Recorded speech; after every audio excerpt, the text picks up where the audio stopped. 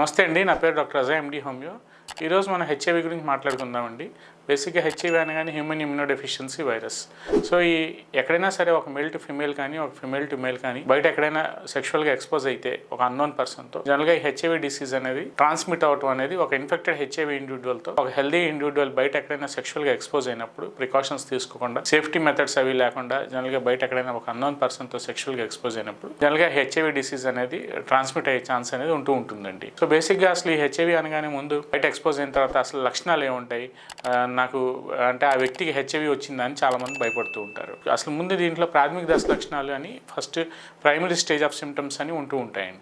So ఎక్కడైనా సరే ఒక హెల్దీ ఇండివిజువల్ బయట ఒక ఇన్ఫెక్టెడ్ హెచ్ఐవి ఇండివిజువల్తో ఎక్స్పోజ్ అయిన తర్వాత సో దీంట్లో ప్రైమరీ సైన్స్ అండ్ సిమ్టమ్స్ అని చెప్తూ ఉంటాం. అంటే ఫస్ట్ అండ్ ఫార్మోస్ట్ థింగ్ దీంట్లో గొంతు బొంగురుపోవటం, ఫీవర్ ఆన్ అండ్ ఆఫ్గా స్పైక్స్లోకి రావటం, నైట్ స్వెట్స్ అవి విపరీతంగా ఉండటం, కొంతమందిలో మనం చూసుకుంటే కేళ్ల నొప్పులు, జాయింట్ పెయిన్స్ అవి ఎక్కువగా ఉండటం అనేది జనరల్గా జరుగుతూ ఉంటుందండి. సో బేసిక్గా ఇవన్నంతలోపు దీంట్లో ఈ కంప్లైంట్స్ ఉంటే హెచ్ఐవి వచ్చింది అనే ఇంటెన్షన్ అయితే నాది కాదండి. సో ఈ లక్షణాలు అనేవి జనరల్గా వైటమిన్ డి డెఫిషియన్సీస్లో కానీ లేదంటే ఇతర దీర్ఘకాలిక వ్యాధుల్లో కూడా ఉంటాయి.